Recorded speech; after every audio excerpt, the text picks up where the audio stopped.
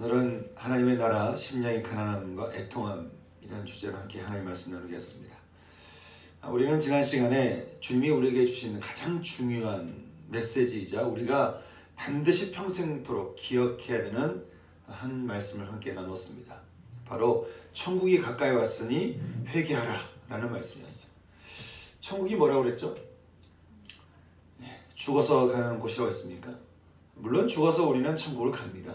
그런데 천국의 시작은 죽음으로부터 시작되는 것이 아니라는 거예요.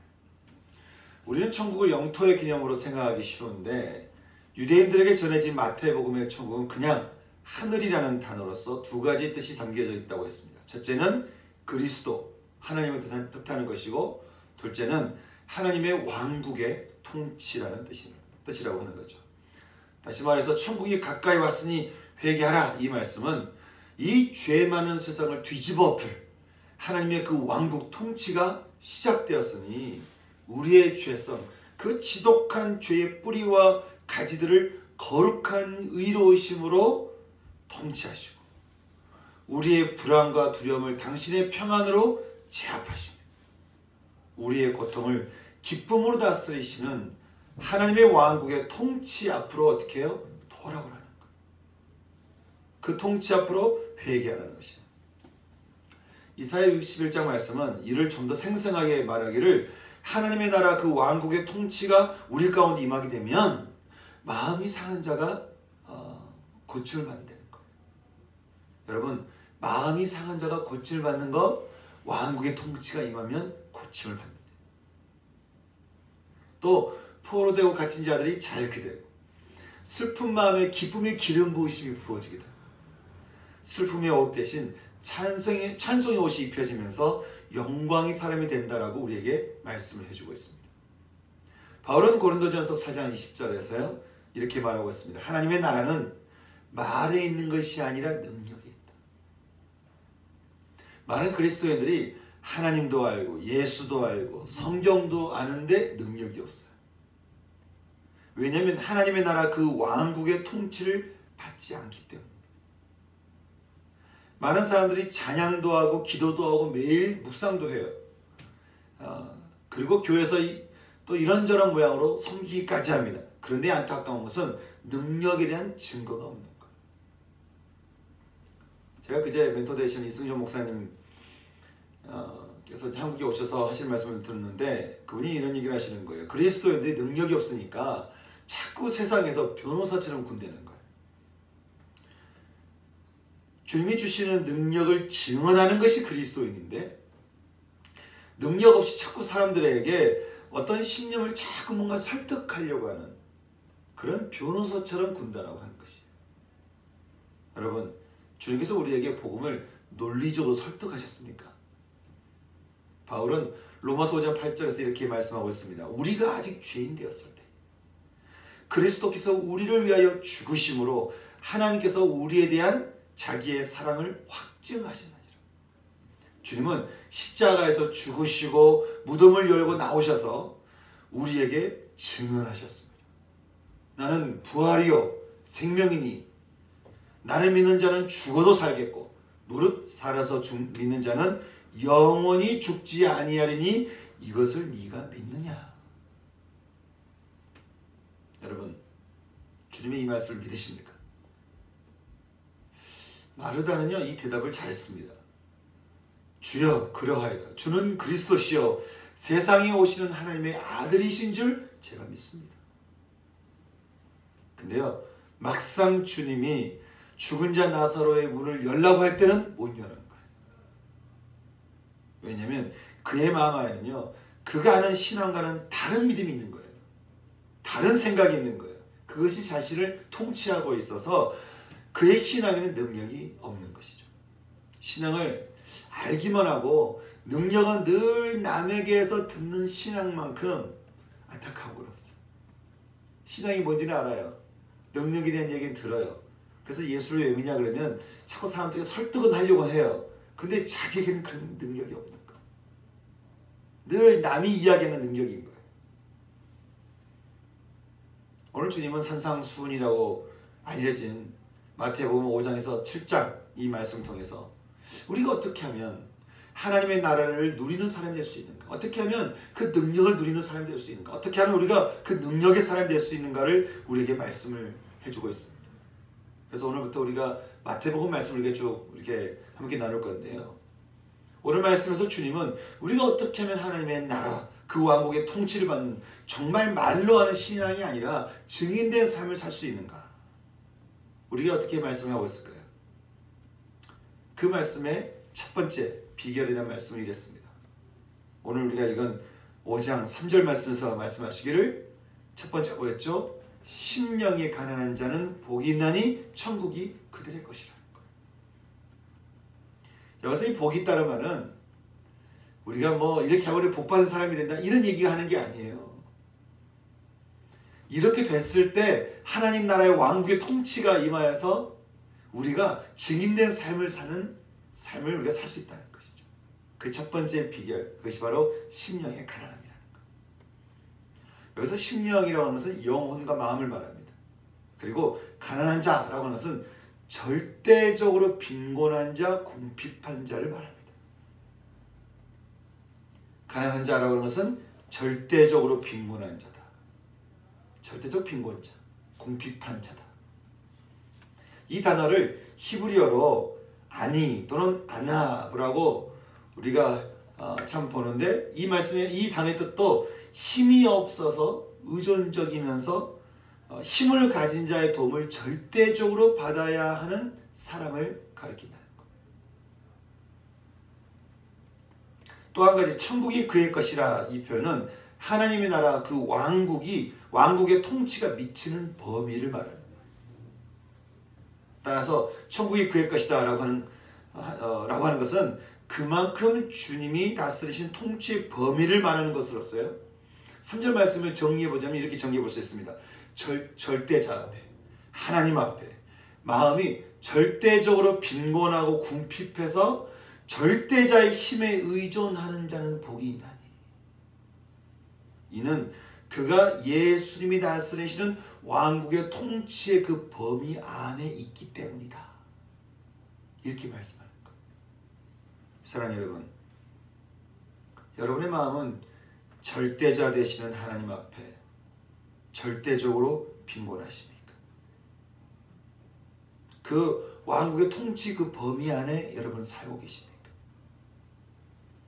만약에 우리가 주 앞에 절대적으로 빈곤하며 궁핍함으로 있다고 한다면 우리는 주님이 다스리시는 통치 범위 안에 들어와서 의와 평강과 기쁨과 자유를 누리는 것이 자연스러울 거예요.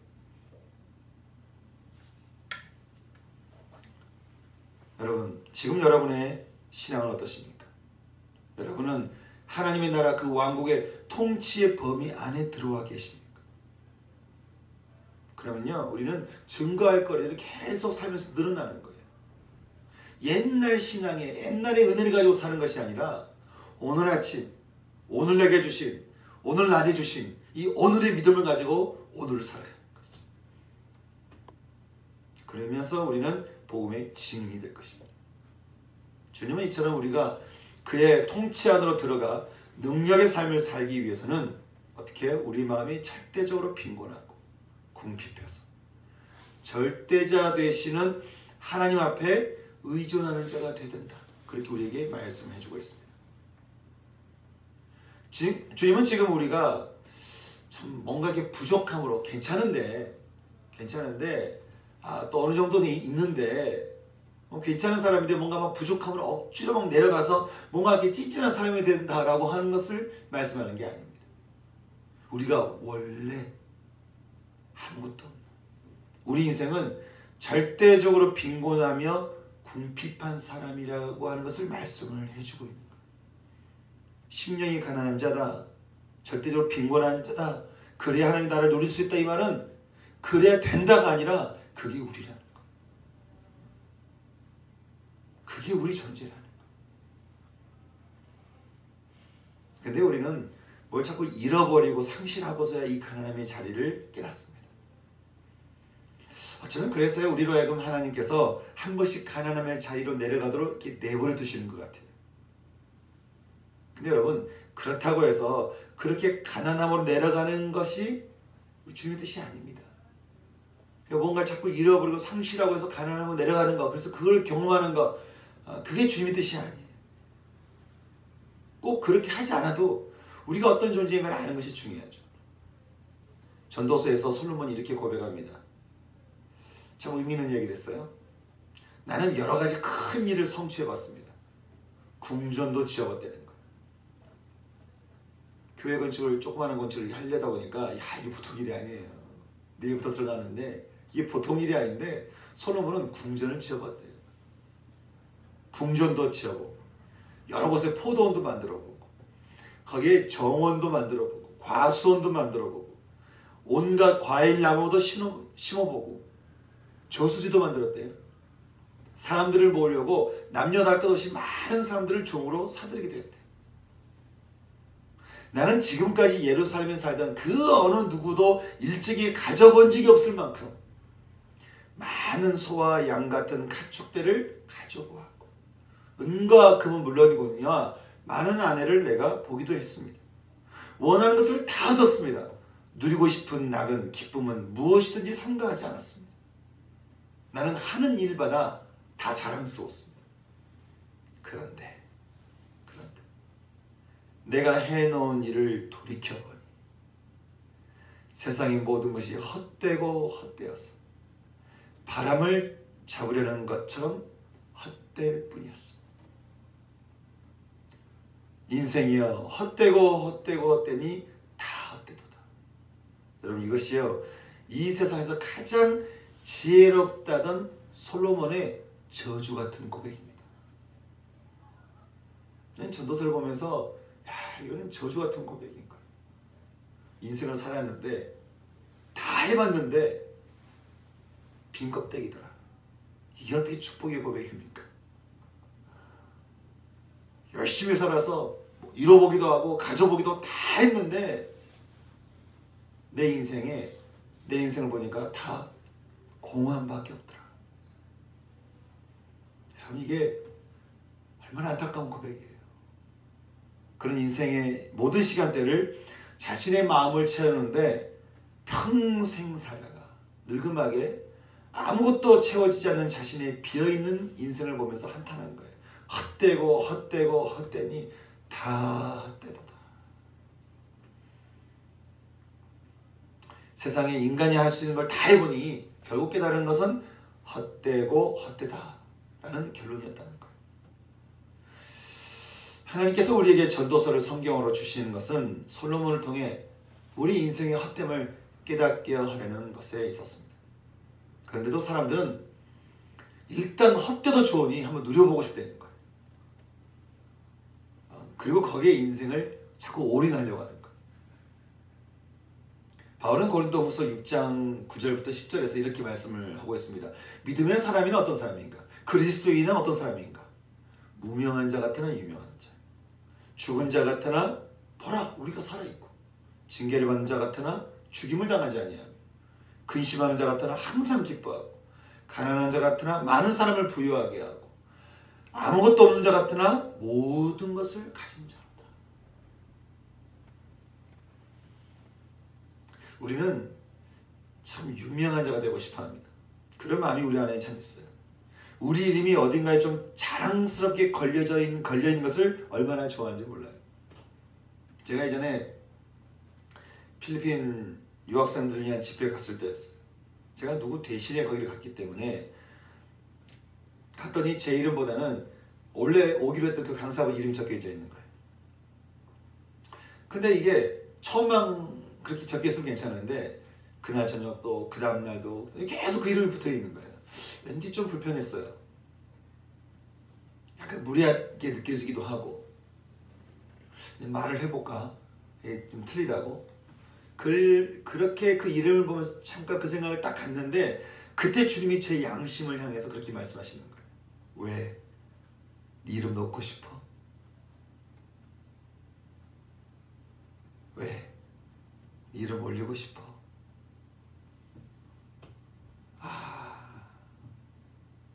제가 그때를 잊을 수가 없어요. 그래서 양심이 찔려서 그랬어요. 주님, 이번 집회에는 오직 예수의 이름만 드러나기를 원합니다. 그리고 그 집회는 제 평생에 잊혀지지 못할 집회가 되었습니다. 우리는 참 유명한 사람 되고 싶어요. 하여간 어딘가에 우리 이름이 좀 걸려졌으면 하는 마음이 우리 속내 가운데 있는 것이죠. 또 우리는 결코 세상에 죽지 않은 사람이 되고 싶어요. 우리가 흔히 그런 말을 잘 합니다.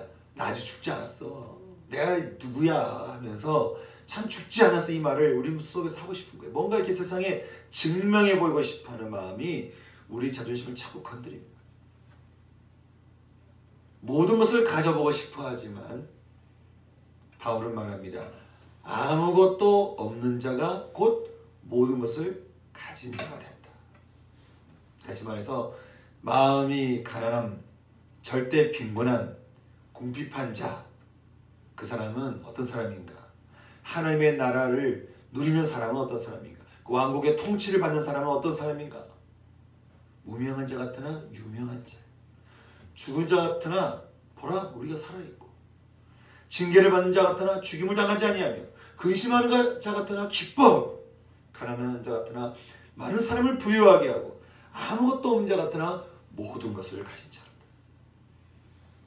이것이 하나님 나라 왕국의 통치를 받는 사람의 모습이라는 거예요. 그러니 우리의 자리, 하나님 없이는 절대 빈곤한, 절대 궁핍한, 절대자 하나님이 없이는 결코 살 수 없는 자의 삶을 사는 것만큼 축복된 삶이 어디 있겠냐. 애플 회사를 만든 스티븐 잡스가 그의 자서전에서 이렇게 말하는 대목이 나옵니다. 인생을 살아보니 돈은 결국 무의미했다.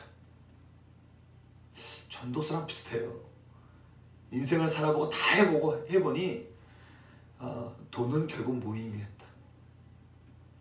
가장 중요한 것은 명예가 아니라 생명이었다.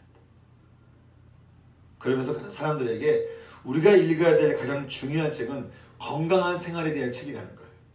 그래서 건강한 생활에 대한 책을 많이 읽으라고 얘기를 하는 것이죠. 여러분, 이 세상에서 우리를 완벽하게 건강하게 인도해 줄 책이 어떤 책입니까? 성경 아니에요. 성경 아니에요. 예수를 모르는 사람의 특징이 있어요. 어디서 왔다가 어디로 가는지 몰라요. 그래서 사람들은 꿈을 갖기를 죽기 전에 내가 이것도 해보고 저것도 해보고 싶은 마음이 드는 거예요. 서점에 가면 이런 사람들의 심리를 이용한 책들이 얼마나 많이 나오는지 몰라요. 죽기 전에 꼭 가봐야 할 여행 몇몇 군데. 근데 난 그것만 있는 줄 알았는데 보니까 굉장히 많은 거예요. 죽기 전에 꼭 봐야 할 명화, 죽기 전에 꼭 봐야 할 세계 건축, 죽기 전에 꼭 읽어야 할 책, 죽기 전에 꼭 들어야 할 팝송, 죽기 전에 꼭 들어야 할 앨범. 이게 책 제목이에요. 이게 죽기 전에 꼭 먹어야 할 음식. 야, 굳이 이걸 또 책을 봐야 돼. 죽기 전에 꼭 봐야 할 역사 유적, 죽기 전에 꼭 봐야 할 자연 절경 등등. 이런 책들을 보면 마치 뭔가 이 책들이 우리에게 행복을 전해주는 것 같은데, 이 책들이 이야기하는 인생은 전부 어디에 초점을 두고 있습니까? 죽음이에요. 죽기 전에 다 먹어보고 여행 다녀보고 들어보고 영화를 본 다음에는 어떻게 된다는 거예요? 죽는다는 거예요. 그러니 그게 무슨 의미가 있어요? 결국엔 죽는 거 아니에요? 죽음과 동시에 다 사라져버리는 인생에 그렇게 올인하려고 사람들이 애를 씁니다. 혹시 여러분도 죽기 전에 꼭 해야 할 것들에 목숨을 걸고 계시지 않습니까? 아니면 이미 여러분을 살리신 그 하나님의 나라, 그 왕국의 통치를 받아들이고 그 통치를 통해서 의와 평강과 치유와 진정한 자유와 기쁨을 지금 내가 누리고 이것을 함께 나누는데 여러분의 인생을 올인하시겠습니다. 사람들이 하나님의 나라, 그 왕국의 통치를 받지 못하는 이유가 있어요. 바로 마음이 가난하지 않기 때문에. 마음이 절대자 앞에 빈곤하지 않는 거예요. 그 영원히 풍요의 근원이 되시는 하나님 앞에서 궁핍함이 없는 거예요. 인간이 뭐든지 할 수 있어서 하나님을 의지하는 삶이 필요 없다고 말하는 사람들이 얼마나 많은지 모릅니다. 근데요, 막상 죽음의 자리에 딱 가면 그렇게 자신 있는 사람들도 죽음 앞에서는 무력해지고 나약해지는 거예요. 왜냐하면 그게 죄로 인해서 절대 빈곤으로 떨어져 버리는 우리의 모습이기 때문에 그렇습니다. 그래서 제가 언젠가 참 이 죽음이 있다는 것이 인간에게 얼마나 큰 축복인가, 얼마나 다행인가. 죽음이 있기 때문에 참 우리가 얼마나 연약한 존재인가를 우리가 모든 인간이 다 똑같이 느끼는 거예요. 이사야 선지자가 2장 20절에서 이렇게 말씀합니다. 너희는 인생을 의지하지 말라. 그의 호흡은 코에 있나니 샘을 가치가 어딨냐. 누가복음 12장에서도 주님이 이렇게 말씀합니다. 한 부자가 그 벌어들이는 것이 너무 풍성한 거예요. 그래서 마음에 생각하기를, 야, 내가 이게 쌓아두게, 이 벌어들인 게 너무 많은데 이 쌓아둘 곳이 없네. 이거 어떻게 하지? 그러면서 내가 이제 이렇게 하리라. 이것을 헐고 더 크게 짓고 내가 거기다 내 모든 것을 다 쌓아두리라. 그러면서 말하기를, 내 영혼아, 이제 다 쌓아놨으니까 여러 해 쓸 물건을 많이 쌓아뒀으니 이제 평안히 쉬자. 이제 평안히 먹고 마시고 즐거워하자.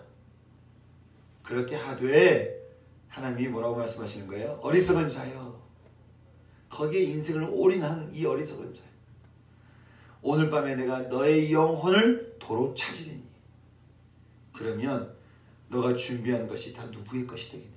네가 그동안 쌓아놓고 모아놓은 것이 누구의 것이 되겠냐? 자기를 위하여 재물을 쌓아두고 하나님께 대하여 부여하지 못한 자가 이와 같으리라. 그러니 목숨을 위하여 무엇을 먹을까? 몸을 위하여 무엇을 입을까? 염려하지 마라.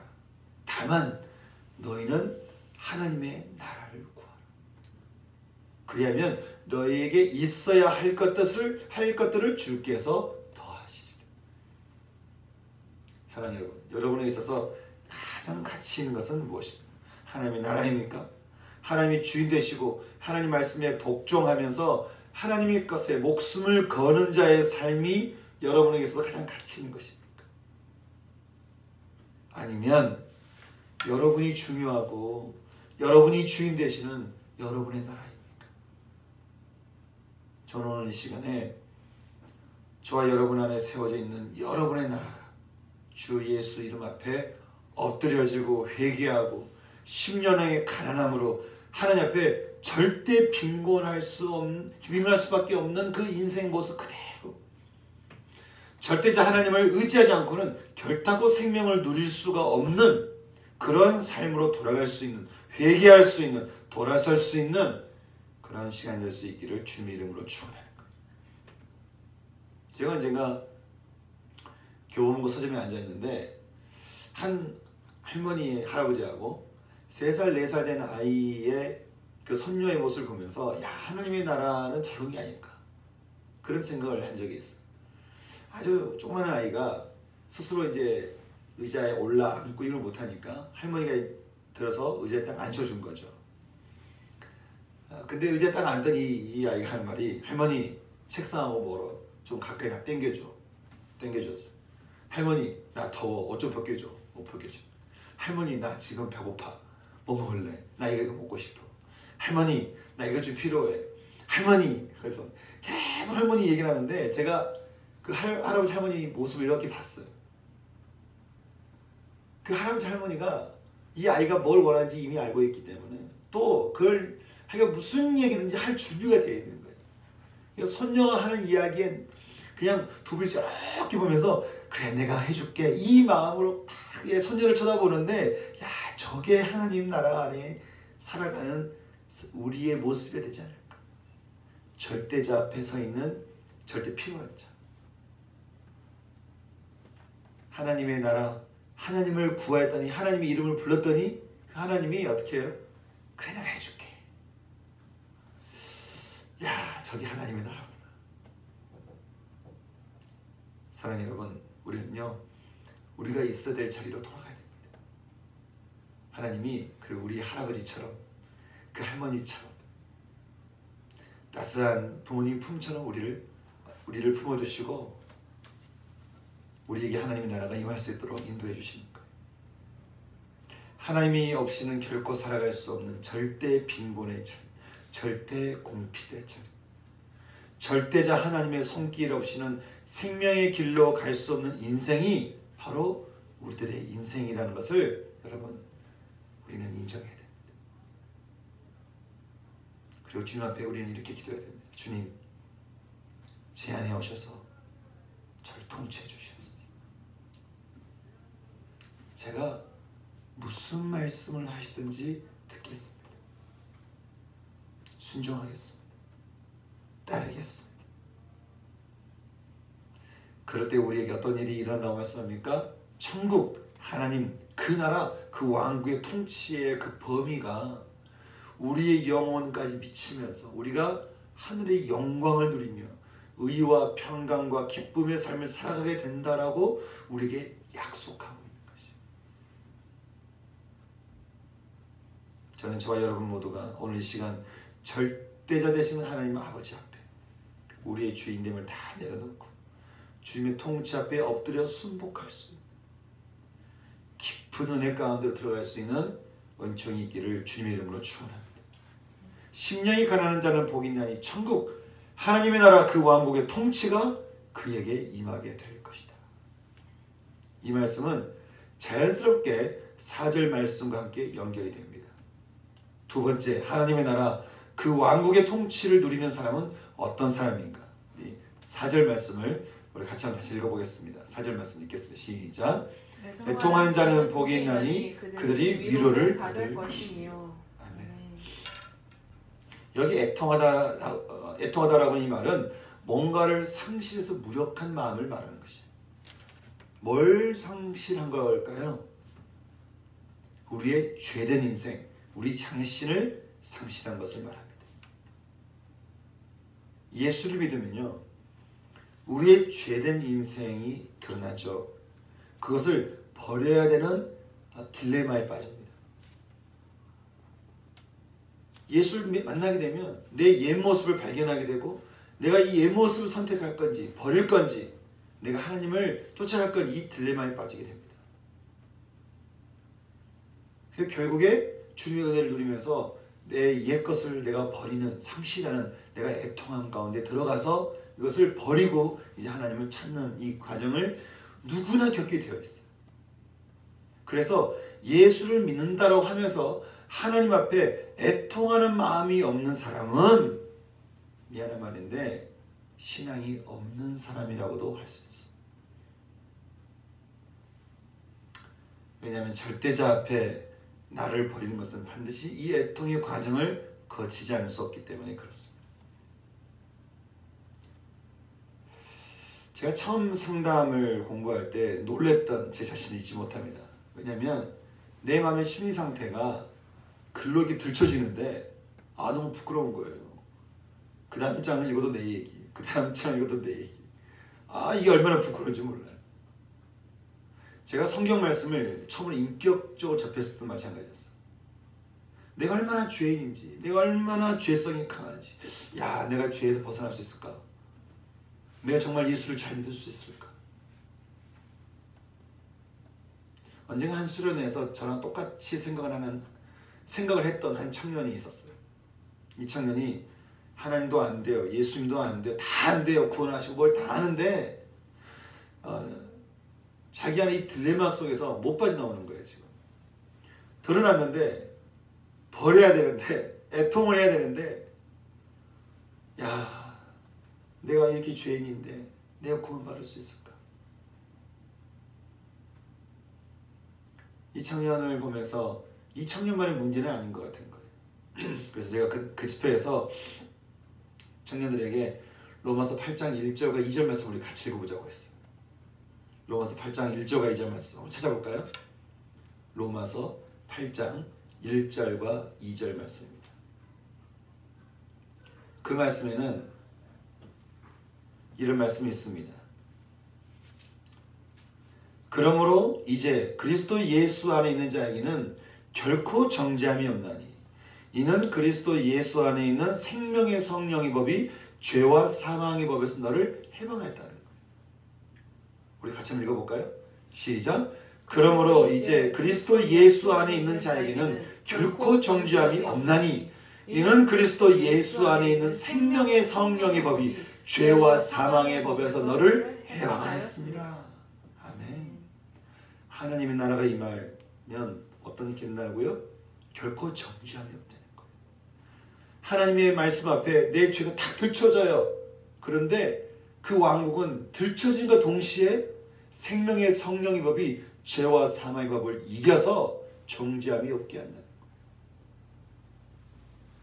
내가 얼마나 죄인인가를 아는가 동시에 그 죄는 사라지는 거예요.